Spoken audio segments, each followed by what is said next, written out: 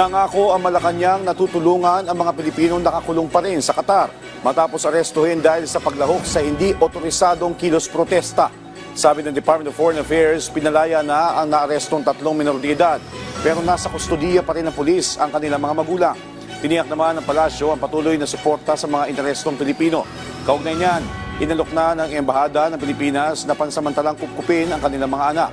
Una nang sinabi ng Malacanang ang paghahatid ng legal assistance at care packages para sa kanila.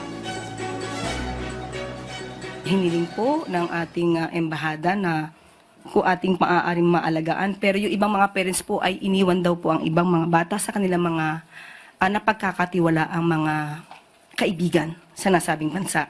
Pero umasa po ang mga kababayan natin, kahit po yung mga kapag-anak nila dito na nasa Pilipinas, hindi po titigil ang ating pamahalaan na tumulong